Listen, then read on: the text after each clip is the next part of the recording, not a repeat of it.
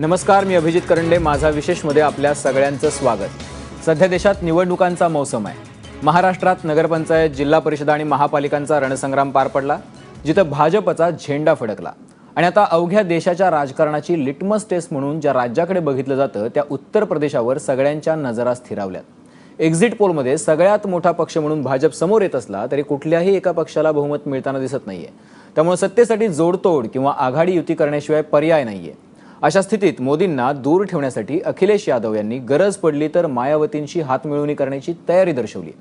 कधी काळी मिले मुलायम काशीराम, हवा में उड गए जय श्रीराम म्हणत यूपीवर मान ठोकली होती, पण हे कॉम्बिनेशन अवघ्या 2-2.5 वर्षातच कोलमडून पडलं होतं. त्यानंतर कधीही मुलायम यांची सपा आणि मायावतींची बसपा एकत्र आले नाहीत, किंबहुना दोन्ही नेत्यांनी एकमेकांची तोंडही बघायला फारसे उत्सुक नसायचे. त्यामुळे अखिलेश, जे कायम मायावतींना बुवा म्हणून हाक मारतात, त्यांच्याशी आघाडी करायला तयार आहेत. पण मायावतींनी ज्या कायम अखिलेशना बबुआ म्हणतात त्या मात्र कुठल्याही स्थितीत सायकल सवारीसाठी तयार नाहीयेत. त्यामुळे प्रश्न असा आहे की उद्या त्रिशंकू अवस्था आली तर सत्तेचं त्रांगडं कसं सुटणार? आणि चर्चेसाठी आपल्या सोबत आहेत प्रेम शुक्ला, जे भाजपचे प्रवक्ते आहेत, राजू वाघमारेजी काँग्रेसचे प्रवक्ते आहेत, उत्तम शेवडे आहेत नागपूरहून आपल्यासोबत, बसपाचे नेते आहेत अनुराग चतुर्वेदी, ज्येष्ठ पत्रकार आहेत, आणि प्रशांत कदम आहेत लखनौवरून, एबीपी माझाचे प्रतिनिधी. सुरुवातीला उत्तम शेवडे आहेत आपल्यासोबत. शेवडे सर, काय प्रॉब्लेम आहे? सायकल सवारीसाठी तयार होणार, सत्तेत वाटा मिळणार आहे आणि मोठी एक काहीतरी राजकीय घडामोड घडण्याच्या स्थितीत असताना तुम्ही नकार का देता एकदम?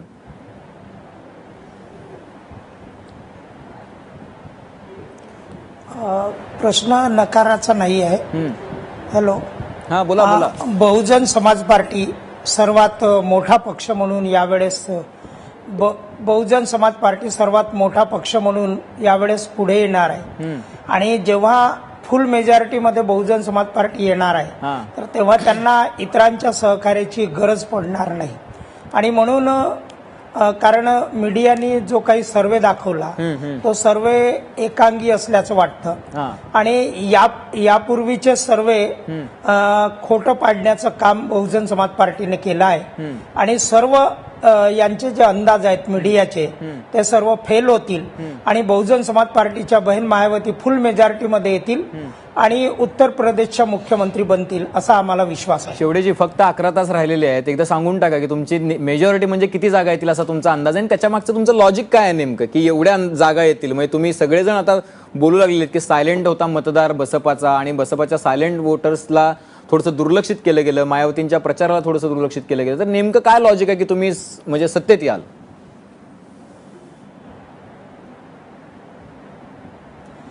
आम्ही सत्तेत येऊ याचं कारण असं आहे की दलित मुस्लिम मोठ्या संख्येनं उत्तर प्रदेशात एकत्र आलाय. दलित मुस्लिमांची संख्या जवळपास हे 34% होतं. बरं. आणि ह्यात 34% आणि सोबत ओबीसी मधलाही मोठा वर्ग आहे. या भरोशावर बहुजन समाज पार्टी जास्तीत जास्त जागा निवडून आणेल आणि सत्तेत येईल.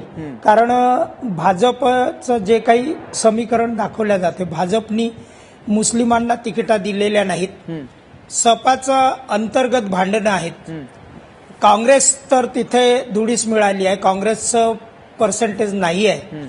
आणि मागच्या या सत्ता काळामध्ये सपाच्या कारकिर्दीमध्ये ज्या काही दंगली झाल्यात, धार्मिक दंगली उसळल्यात, त्यात बीजेपीचाही मोठा रोल राहिला आहे. आणि म्हणून सपाला आणि त्यांच्या अंतर्गत जे काही परिवारवाद आहे त्यामुळं लोकांनी सपाला नाकारलाय.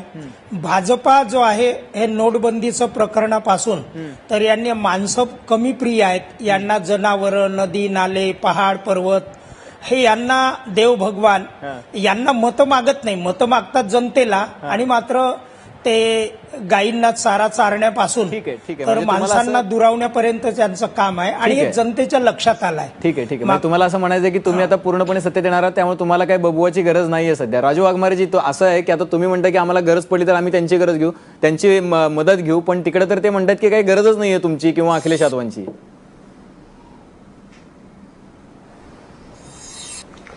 नाही, अभिजितची पूर्णपणे आशावादी असणं हे केव्हाही चांगलं. आता शेवडेजी पूर्णपणे आशावादी आहे. बरोबर आहे राजू वाघमारेजी, तुम्ही राहुल गांधींबद्दल तितकेच आशावादी आहात. परंतु नाही कसं आहे बघा अभिजितजी, हा. की शेवडे साहेब जे म्हणाले त्या कोणत्याही मध्ये कुठेही असं जाणवलं नाही की बसपा सत्तेवर येईल. बरं. जरी आपण मुलच्या हाताला मानलं नाही तरी आपण एक गोष्ट लक्षात घेतली पाहिजे की त्या नाही राजू वाघमारेजी, तुमचा आवाज पक्षांना माझ्यापर्यंत मुस्लिम पोहोचत आणि नाही. दलितांची किंवा ओबीसीची मतं मिळणारच नाही. बोला, संपूर्ण बोला. हा. मतं मिळणार नाहीत अशा पद्धतीचं कुठचंही गणित नाही, काहीतरी तांत्रिक प्रॉब्लेम आहे राजू वाघमारेजी. मी बोलायला सांगतो तुमच्याशी. पण चतुर्वेदीजी, मुद्दा असा आहे की आता सगळेजण म्हणतात की म्हणजे प्रत्येकजण असं म्हणतो की आता आम्हाला काही कोणाची गरज नाही, पण अखिलेश यादवांनी किमान हे मान्य केले की गरज पडली तर आम्ही मायावतीनं सोबत घेऊ, म्हणजे पूर्ण बहुमत येईल याची खात्री अखिलेश यादवांना नाहीये. पण तिकडे मायावती मात्र एकदम खात्रीने सांगतात की आम्ही कुठल्याही परिस्थितीत म्हणजे सायकल सवारी करणार नाही, दलित मुस्लिम हे जे काही कॉम्बिनेशन केलेलं आहे ते वर्कआउट होईल. देखिए, मुझे लगता है कि अखिलेश जी ने जो कहा है वो उन्होंने मुद्दा उठाया धर्मनिरपेक्षता का. उन्होंने ये कभी नहीं कहा कि मुझे बहन जी के साथ में या मायावती जी के साथ में जाना है. अगर जो बीबीसी से जो बात हुई है, अगर उसको ध्यान दिया जाए तो उसमें उन्होंने साफ कहा है कि सांप्रदायिक बीजेपी के खिलाफ धर्मनिरपेक्ष शक्तियों को एक होना चाहिए. और लेकिन अगर दोनों की स्थिति ऐसी है, अगर क्योंकि गैर कांग्रेसवाद जैसे था, अगर वैसे गैर भाजपावाद चलता है तो मुझे लगता है कि ये दोनों की दोस्ती शक्की है, होगी, क्योंकि कंपल्शंस ऑफ पॉलिटिक्स है. अच्छा. और दोनों में अगर होता है तो क्योंकि उसके कुछ कॉन्ट्रडिक्शंस हैं, क्योंकि खुद अखिलेश के परिवार में बहुत टूट है, तो एक नई भुआ जी को लाके वो कहां पे करेंगे, क्योंकि भुआ जो है वो अभी आपने देखा है कि कल जो होली आने वाली है उसमें भुआ भी जल गई थी जब उसको होलिका दहन जो हुआ था. तो इसलिए दोनों को डर रहेगा, अखिलेश को भी रहेगा और भुआ जी को भी रहेगा. तो इसकी शुरुआत में कुछ एकदम राजनीतिक मुझे ज्यादा विश्वास नहीं दिखता है. लेकिन मैंने अपनी आंखों से काशीराम जी और मुलायम सिंह की दोस्ती को देखा था. लेकिन तो जिस तरीके से वो दोस्ती टूट गई उसके बाद तो पिछले 25 साल में ऐसी कोई दोस्ती नजर नहीं आई. नहीं, तो बहन जी की भी दोस्ती देखिए बीजेपी से भी हुई थी. अच्छा. वो लालजी टंडन जो कि उनको राखी बांधता था, तो वो लालजी टंडन को वो कहते थे कि ये लालची टंडन. तो इस तरीके से दोनों में बहन जी का जो विश्वास का जो सिक्का है वो दोनों के लिए कम है. अखिलेश के लिए भी कम है, भाजपा के लिए भी कम है. लेकिन राजनीति में मुझे लगता है कि अभी अगर बहुमत किसी को नहीं मिलता है तो बहन जी को बहुत आगे बढ़ने का मौका मिलेगा. प्रशांत आहे आपल्यासोबत. प्रशांत लखनौ मधून आहे. प्रशांत गेली बरेच दिवस आमचं तिकडे कव्हर करतोय उत्तर प्रदेश पूर्ण, आणि तो पूर्णपणे ग्राउंड रियालिटी तिथली त्यांनी बघितली. प्रशांत, नेमकी स्थिती काय आहे? म्हणजे आता तर म्हणजे एक जण म्हणतो की मदत घ्यायला तयार आहे, पण बुवा म्हणतात की मला काय गरज नाहीये, मी काय सायकल सवारी करणार. नेमकी स्थिती काय आहे? म्हणजे ज्या पद्धतीनं मायावतींच्या प्रचाराकडे दुर्लक्ष झालं असा जो दावा केला जातोय, त्यांना कमी लेखलं जाते राजकीय ताकदीच्या अनुसार, तर ते खरं आहे? अभिजित, मुळामध्ये काल खरं तर 5-5:30च्या दरम्यान एक्झिट पोलचे आकडे यायला सुरुवात झाली आणि त्याच्यानंतर केवळ अर्ध्या तासाच्या आतमध्ये बीबीसीला दिलेल्या एका मुलाखतीमध्ये अखिलेश यादव यांनी हे वक्तव्य केलं होतं, ज्याच्यामध्ये त्यांनी असं म्हटलं की सांप्रदायिक शक्तींना रोखण्यासाठी आम्ही हा ऑप्शन जो आहे तो त्याचा विचार करू शकतो. कालपर्यंत जे अनालिसिस या ठिकाणी होत होतं त्याच्यामध्ये असं मांडलं जात होते की कदाचित अखिलेश यांना आता आपला पराभव कदाचित दिसू लागला आहे किंवा आपण बहुमताच्या आकड्यापर्यंत जाणार नाही म्हणून त्यांनी हे वक्तव्य केलं आहे की काय. मात्र आज जेव्हा आम्ही सपाच्या अनेक नेत्यांना भेटलो जे अखिलेश यांच्या अगदी जवळच्या गटातले आहेत, तर त्यांचं म्हणणं असं होतं की मुळामध्ये अखिलेश यांचं कालचं वक्तव्य जे आहे ते एक वेगळ्या प्रकारचं पॉलिटिकल मूव्ह आहे, ज्याच्यामध्ये त्यांनी मायावतींना एक प्रकारे इशारा दिलेला आहे की जर बीजेपीला बहुमताचा आकडा कमी पडला आणि बीजेपीनं मायावतींशी सोबत जाण्याचा प्रयत्न केला तर त्यांना तितकं ते सोपं जाऊ नये म्हणून त्यांनी एक प्रकारे असं आवाहन केलं पहिल्यांदाच की सांप्रदायिक शक्ती हा शब्द वापरला आणि सांप्रदायिक शक्तींना रोखण्यासाठी आम्ही दोघं एकत्र यायला तयार आहोत असं म्हणून स्वतःची एक जवळीक जी आहे ती दाखवली. आणि उद्या जर अशी वेळ आली की भाजपला कदाचित मायावतींची गरज पडतीये तर तेव्हा मायावतींनी भाजपच्या सोबत जाऊ नये म्हणून अखिलेश यांनी हे वक्तव्य केल्याचं आज लखनौ मधले अनेक पत्रकार अनेक नेते हे सांगतायत. पण प्रशांत, मुद्दा असा आहे की ज्या स्थितीत मायावतींचं मायावतींचं जर तिकीट वाटप बघितलं आपण तर त्यांनी मुस्लिमांना अचानकपणे आपल्याकडे ओढण्याचा जो जबरदस्त प्रयत्न केलेला आहे, जवळपास 90पेक्षा जास्त तिकीटं त्यांनी मुस्लिमांना दिलेली आहेत. दलित वोट बँक त्यांच्यासोबत 14% जे आहे, पिछडा आणि अतिपिछडा ती त्यांच्यासोबत होतीच. तर या सगळ्याच्या मध्ये ज्याला ही लोक निवडून येतील त्याला मायावतींसाठी सोपं असेल का की या सगळ्या मुस्लिम प्रतिनिधींना घेऊन भाजपसोबत बसणं? नक्कीच सोपं नसणार आहे. म्हणजे पण शेवटी कसं असतं की राजकीय गणित कशा पद्धतीचे होत आहेत त्याच्यावरती बऱ्याच गोष्टी अवलंबून आहेत. मायावती ह्या एकमेव अशा या सगळ्या युपीच्या निवडणुकीमधल्या खरं तर नेत्या आहेत ज्यांनी सर्वाधिक मुस्लिम उमेदवारांना आपली तिकीटं दिलेली आहेत, जवळपास 100. एवढी तर म्हणजे समाजवादी पक्षानं देखील दिलेली नाहीयेत. आणि सगळ्यात जास्त भर जो होता त्यांचा मुस्लिम आणि दलित युनिटीवरती. तर आज अनेक पत्रकार असं म्हणतात की जे पहिल्यांदा सांगितलं गेलं होतं की मुस्लिम कुठंतरी कन्फ्यूज झालेत मायावतींच्या या तिकीट वाटपामुळं आणि मायावतींसोबत जायचं की सपासोबत, असं एक जे कन्फ्युजन होतं त्याच्यातून बीजेपीला जास्त सीट्स मिळत आहेत. तर कदाचित तेच बहुतांशी कुठंतरी खरं ठरलेलं आहे आणि त्याच्यामुळं आपल्याला असं दिसतंय की सपाच्या सीट्स थोड्या कमी होत आहेत आणि भाजपाला जास्त जागा मिळत आहेत. नक्कीच. प्रेम शुक्लाजी, आता मुद्दा असा आहे की आता जर म्हणजे अखिलेश यादवांनी अतिशय स्मार्ट मूव्ह केलेली आहे जसं की आता सांगितलंय, तर तुम्ही कशाची वाट बघताय नेमकी? आम्हाला काही वाट पाहण्याची गरज नाही, कारण ते परिवर्तनाची लाट स्पष्ट दिसते. आणि जे एक्झिट पोल आलेले आहेत त्यात जर मी सरासरी काढली तर 216 सीट्स भाजपला स्पष्ट बहुमत उत्तर प्रदेशात मिळणार हा दृश्य आहे. आणि स्वतः अखिलेश सिंग यादव हे आधी बोलत होते की मोकळाबरोबर गठबंधन करणार नाही, युती करणार नाही. शेवटी त्यांना 27 साल यूपी बेहाल बोलून जे खाट सभे करत होते त्यांच्या बरोबर त्यांना जावं लागला. म्हणजे त्यांचा खाटवर बिस्तारा ह्यांना जे आहे टाकावा लागला. त्यानंतर आता ही परिस्थिती आहे. निवडणूक संपल्यानंतर ते मायावती मी बुवांकडे जाणार म्हणजे ते काय बोलत होते निवडणुकीत की रक्षाबंधन ह्या दोघांचे संबंध आहेत, जसे अनुरागजी बोललेत ना. हा सगळा आरोप जे आहे ते अखिलेश सिंग यादव करत होते त्यावेळी. का करत होते तर अल्पसंख्याक मतं मला जास्त भेटली पाहिजे असं त्यांची काही हेतू असावा त्यातला.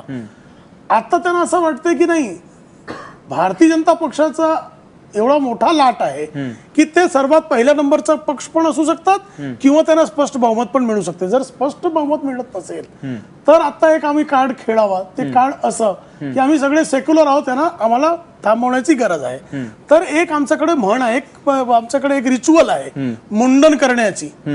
बुआ के गोद में बबुआ मुंडन के समय बैठता है.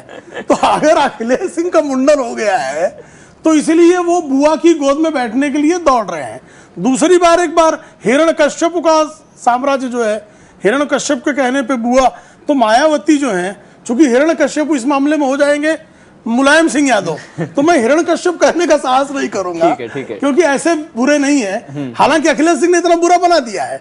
तर ती जी परिस्थिती आहे त्या परिस्थितीत भाजप आता. आणि दुसरं एक तुम्ही पाहणार की मागचे जे निवडणूक आहे 2004 असो, 2007 असो, 2009 असेल, 2012, 2014 ह्या निवडणुकीत एका ज्या पक्षाला एज आहे त्या पक्षाला बहुमत जातो. म्हणजे काँग्रेसला 2009च्या निवडणुकीत कोणी 10 सीटपेक्षा जास्त मोजत नव्हता, त्यांना 21-22 पर्यंत गेला. का तर त्यांच्या केंद्रात सरकार येण्याची शक्यता त्यांना उत्तर प्रदेशच्या लोकांना दिसली. तसेच आदरणीय मोदीजींना भाजपला 2014 मध्ये 45 पेक्षा जास्त सीट हे कोणी देत नव्हते, पण ते 73 पर्यंत गेले. नाही प्रेम शुक्लाजी, असं आहे की तुम्ही जे गणित मांडताय ते जरा कन्फ्युजिंग आहे की त्यांना असं वाटलं की म्हणजे केंद्रामध्ये सत्ता येईल काँग्रेसची म्हणून त्यांनी 10 वरून 21 वर नेलं. मग जास्त म्हणजे अवस्था नाही आहे ना, डबल झाले एक. आणि दुसरा ते निवडणुकीत गेले विधानसभेत तर ते 28 वर थांबले. बरं, म्हणजे त्यांना त्या 21च्या निकषाने त्यांना कमीत कमी 50 तरी भेटला पाहिजे. पण निवडणुकीत त्यांच्या काय परिस्थिती झाली की मायावतीच्या सपोर्टमध्ये सगळे गेले. तशीच परिस्थिती तुम्ही बघणार त्या 2012च्या मुद्दा असा की तुम्ही एज असल्यामुळे आपण एक्झिट पोलच्या आधाराने बोलतोय म्हणून तुम्ही म्हणताय की आम्हाला सगळ्यात जास्त जागा सरासरी 216 जागा दिसत आहेत. पण मी येतोय वाघमारेजी तुमच्याकडे. मुद्दा असा आहे की तुम्ही ह्या सगळ्या एक्झिट पोलच्या आधाराने बोलतात, पण बऱ्याचशा एक्झिट पोल्सनी खूप 2-3 एक्झिट पोल असे आहेत की ज्यांनी तुम्हाला 200 कमी दाखवले, तुम्हाला 255 पासून तुम्हाला जागा दाखवली. तुम्ही हायपोथेटिकली आपण मानून घेऊ की जर तुम्हाला गरज पडली तर तुम्ही काय करणार, तुमची तयारी काय आहे की नाही? एक तरी आम्हाला पूर्ण बहुमत. तुम्ही एकदा मायावतींसोबत गेलेले आहात. दुसरा असं आहे मायावतीच्या सोबत जेव्हा भाजप गेली, मायावतीने प्रॉमिस केला की 6 महिन्याच्या रोटेशनवर जाणार. 6 महिना त्यांनी सत्ता उभो केला आणि भाजपची जेव्हा वेळ आली ते पडून गेल्या. तसंच आता अखिलेश सिंग यादव त्यांची जी जुनी जी राजकीय त्यांची चाडी आहे त्यावरनं अखिलेश सिंग यादव जर त्यांना मुख्यमंत्री मानत असतील मायावतींना, तेव्हाच दोघांचं होऊ शकतं. ठीक आहे. आणि भारतीय जनता पक्ष आहे त्याला पूर्ण बहुमत भेटणार. त्यामुळे ही पटवर अजून विचारच नाही. ठीक आहे. मी राजू वाघमारेजी, मुद्दा असा आहे की आता मुंडन करायचंय म्हणून ते अखिलेश यादव जाऊन बसणार आहेत असं म्हणतात की यांच्या मांडीवरती बुवांच्या.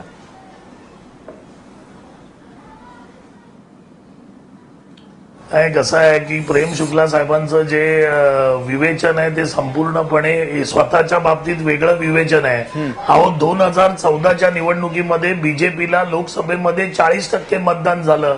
अभिजितजी त्या हिशोबाने बघितलं तर विधानसभेमध्ये त्याच हिशोबाने जर तुम्ही संख्या बघितलीत तर 165 ते 170च्या पुढे बीजेपीला सीट मिळत नाहीये. 40 वर तेवढी लाट जर आपण त्यावेळेची लाट जर मोदींची सगळ्यात वरची बघितली तर 170च्या वरती सीट जात नाहीयेत. तर इकडे बहुमत येणार कुठून? कारण ज्यावेळी 2014ची जी लाट होती तेवढी मोठी लाट तर आता नव्हती मोदीजींची. मग एवढ्या सीट येणार कुठून? बरं आपण जर दुसरं कारण तर बीजेपीची परिस्थिती एवढी खराब झाली, एवढी ऐकून घ्या बीजेपीची परिस्थिती एवढी खराब झाली की शेवटी मोदींना शेवटचे 3-4 दिवस तिकडे तळ ठोकून बसावं लागलं, मंत्रिमंडळांना बोलवावं लागलं. याच्यावरून सिद्ध होतं की बीजेपीची परिस्थिती बहुमताची अजिबात नव्हती. आणि तिसरं कारण असं की बीजेपीची परिस्थिती बहुमताची असती तर बीजेपीने मुख्यमंत्री पदाचा उमेदवार दिला असता. मुख्यमंत्री पदाचा उमेदवार पण त्यांनी दिला नाही. काँग्रेसचा इतिहास माहित नसावा. 52 पासून एखाद्या 52 पासून 2016 पर्यंत काँग्रेसने उत्तर प्रदेशच्या मुख्यमंत्री पदाचा किती उमेदवार दिला? नैतिक फक्त आकडे सांगा. पंतप्रधानांना 52 पासून 2016 पर्यंत गल्लीत उत्तर प्रदेशात निवडणुकीच्या आधी किती मुख्यमंत्री आपले ठरले होते ते सांगा. याच्यापूर्वी भारताच्या कोणत्याही पंतप्रधानाने या देशाला आणली नव्हती. अहो पंतप्रधान पंडित जवाहरलाल नेहरू बाय इलेक्शन मध्ये प्रचाराला जात होते. बाय इलेक्शन मध्ये पंतप्रधान आठवण असेल अजून पूर्ण काँग्रेस जाऊन बसली होती. आपापल्या गल्ल्यांमध्ये नेतेच नाही तर काय करणार? नाही, हे नैतिकतेला शोभत नाही. आणि ही परिस्थिती सांगतोय हो. याचा अर्थ असा 8.57% पक्ष राहिला तुमचा आणि ती वाळू या देशात जी जनसंख्या आहे त्यातला फक्त 8.57% या जनसंख्येवरच तुमचे रूल्स आहेत ते आम्हाला बहुमत मिळणार. ठीक आहे. वाघमारेजी मी येतो तुमच्याकडे. वर्षामध्ये बीजेपीने काय केलंय? बरोबर. वाघमारेजी चौकसभेत झाला संपलं. चौकसभा नाही. ठीक. नहीं, मेरा ये मानना है कि जहाँ पे बीजेपी और कांग्रेस में मुकाबला होता है वहां पे बीजेपी को अभी बहुत एज मिल रही है. लेकिन जहां पर गैर बीजेपी कांग्रेस आ जाती है, मान लीजिए कि बीएसपी आ जाती है, एसपी आ जाती है, या पंजाब में देखिए आम आदमी पार्टी आ जाती है, तो बीजेपी के लिए कठिनाई पैदा होती है. क्योंकि मोदी जी ने और कुछ किया हो या नहीं किया हो, लेकिन गैर कांग्रेस के जो नेता थे उनको काफी डैमेज कर दिया, उनको शून्य पे ला दिया है. लेकिन गैर बीजेपी कांग्रेस के जो नेता है जो बिहार में भी हुआ, जो बंगाल में तो हाँ, तो ये आपके लिए जहाँ पे वाघमारे जी और शुक्ला जी एक दूसरे से बात करते हैं, ये दोनों के लिए अच्छी बात होती है. क्योंकि वो फिर बाद में, क्योंकि इनके अच्छे दिन आते तो उनके बुरे दिन आ जाते, फिर वो अच्छे दिन की इंतजार करने नक्की. मुद्दा असा आहे की या सगळ्या निवडणुकीमध्ये मोदींना तिथे 3 दिवस तळ ठोकून राहावा लागला. ही वस्तुस्थिती आहे. याच्या आधी अनेक पंतप्रधानांनी तसं केलं असेल पण त्याच्यावरती आता आक्षेप पण घेतात. पण दुसरीकडे ज्या पद्धतीचा प्रचार मायावतीने केला अतिशय सायलेंट पद्धतीने, ज्या की फारशा कुठे सोशल मीडियामध्ये दिसल्या नाहीत, फारशा कुठं त्या पद्धतीने ट्विटर फेसबुकवरती त्यांचं वावर दिसला नाही, तर त्या प्रचाराचा, त्या सायलेंट प्रचाराचा मायावतींना किती फायदा होणार आहे? मायावतींना प्रचारात झुकतं माप मिळालं नाही का? त्यांना कमी लेखलं गेलं का राजकीय दृष्ट्या? याच्यावरती चर्चा करणार आहोत. तुम्ही कुठेही जाऊ नका, पाहत रहा एबीपी माझा.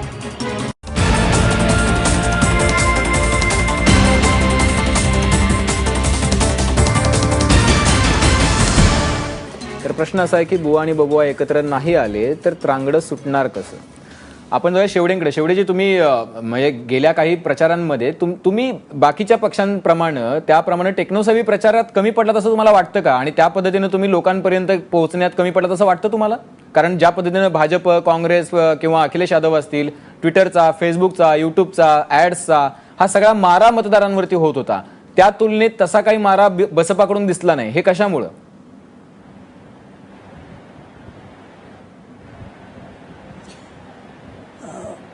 बहुजन समाज पार्टी ही जनमानसात सामान्य लोकांमध्ये काम करते आणि सामान्य लोकांच्या काय समस्या आहेत त्या बसपाला चांगल्या माहिती आहेत आणि म्हणून भपकेबाजीवर न जाता जनसामान्यामध्ये जाणं, त्यांच्या समस्या समजून घेणं आणि त्यांच्या सोडवण्यासाठी काम करण्याचा प्रयत्न करणे हा बसपाचं धोरण आहे.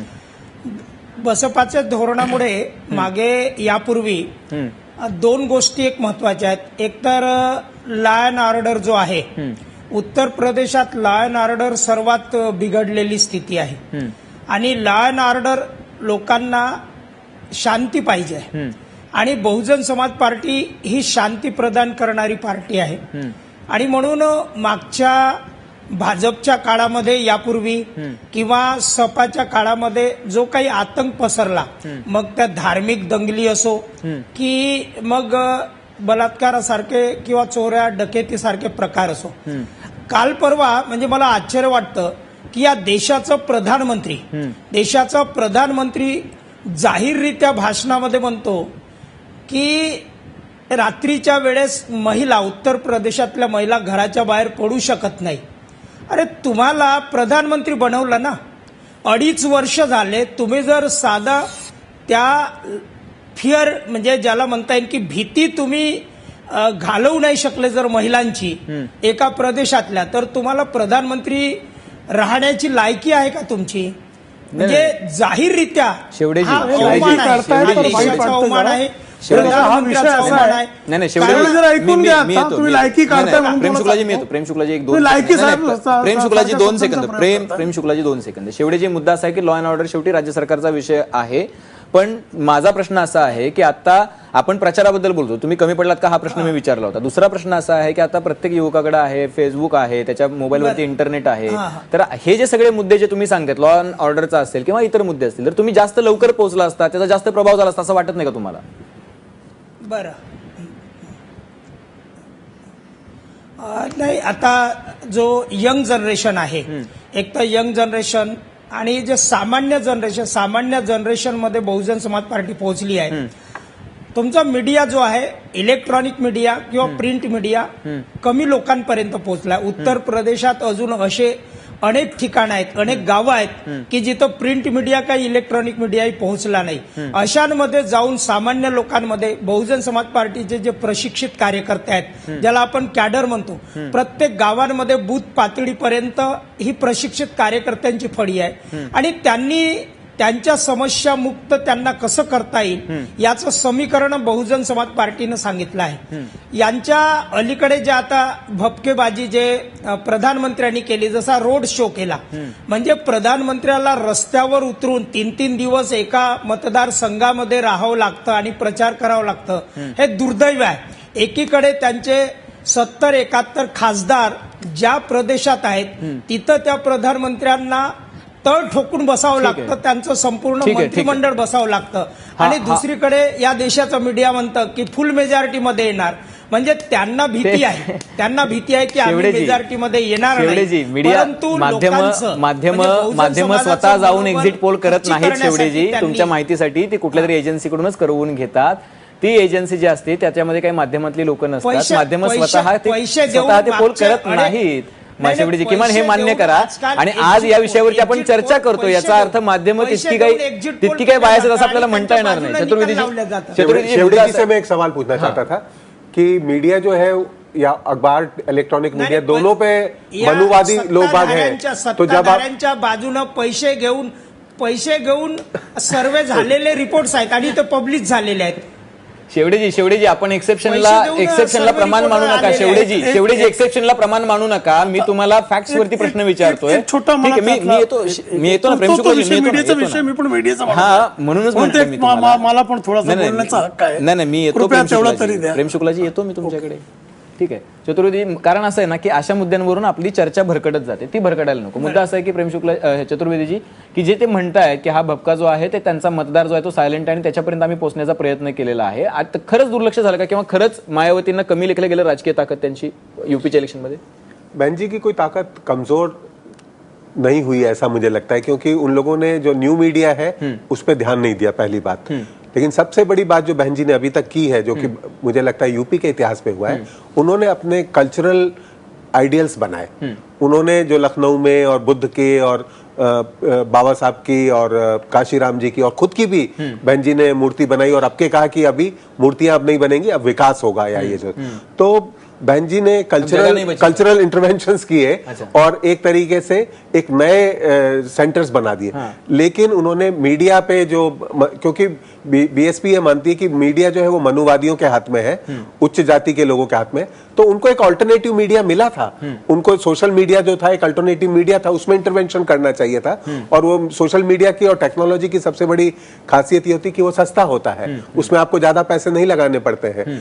तो अगर ये एक तो बीएसपी अगर ज्यादा डेमोक्रेटिक हो जाती है, एक ही लीडर के पास में नहीं रहती, दूसरा सोशल मीडिया का भी उपयोग करती है और केवल बहन जी सेंट्रिक नहीं होती है, क्योंकि अभी आप देख रहे हैं कि सारी की सारी जो यूपी में जो चीफ मिनिस्टर्स थे, अखिलेश हो या बहन जी हो या बाद में प्राइम मिनिस्टर भी आए, तो वो एक व्यक्ति से सेंटर हो गया और सारे जो इश्यूज थे, जैसे ईस्टर्न यूपी में जो जापानी बुखार है, वो इतने बच्चे उसमें मर जाते हैं, वो किसी ने भी बहस नहीं की. तो ये सारी जो चीजें हैं वो मुझे लगता है कि इंपॉर्टेंट थी, लेकिन बहन जी ने सोशल मीडिया का ऊपर पाहिजे. प्रशांत तिथून ग्राउंडवरून रिपोर्टिंग करतोय. प्रशांत, नेमकी काय स्थिती होती? म्हणजे मायावतींचा प्रचार अशा पद्धतीने सायलेंट जो होता तो खरंच म्हणजे तळागाळापर्यंत पसरलेला होता, त्यामुळे या सगळ्यांची काही गरज नव्हती? नाही अभिजित, आपण या ठिकाणी सोशल मीडियाची चर्चा करतो, पण मुळामध्ये स्थिती अशी आहे की मायावतींच्या पक्षाचे या ठिकाणी प्रवक्ते देखील नाहीयेत. म्हणजे पक्षाची भूमिका काय आहे हे सांगणारे लोक, म्हणजे मायावती जे बोलतील तोच अंतिम शब्द. इथं लखनौमध्ये एखाद्याला विचारलं की तुमच्या पक्षाची भूमिका काय किंवा एखाद्या विषयावरती, तर असे प्रवक्ते नावाची जी सिस्टीम आहे ती देखील या पक्षामध्ये नाहीये मुळात. त्यामुळे सोशल मीडियाची तर गोष्ट अजूनच लांब. आणि दुसरी एक गोष्ट जी लॉ अँड ऑर्डर बद्दल वारंवार बोलली जाते, तर इथं आल्यानंतर आम्ही अनेकांशी बोलून हे जाणून घेण्याचा प्रयत्न केला की नेमकं खरोखर असं काय आहे की जेवढं म्हणजे मायावतींच्या लॉ अँड ऑर्डरची एवढी स्तुती होते.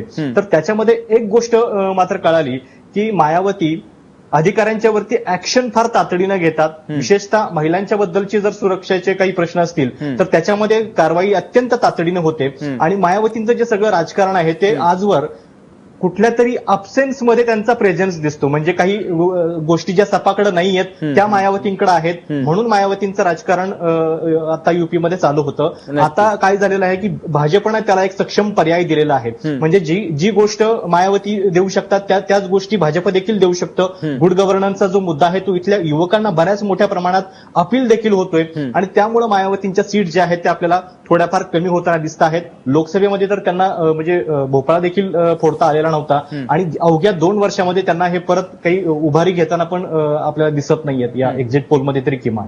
नक्कीच प्रशांत, पण मुद्दा असा आहे प्रशांत की तिथं नेमकी स्थिती काय आहे? म्हणजे ज्या पद्धतीचं चित्र रंगवलं जातंय की गेल्या 3-4 दिवसांपासून सातत्यानं मायावतींना कमी लेखलं जातंय, त्यांची राजकीय ताकद कमी मोजली जाते. दलित मुस्लिम कॉम्बिनेशनच्या बाबतीत जर विचार केला तर तसंच मत आहे.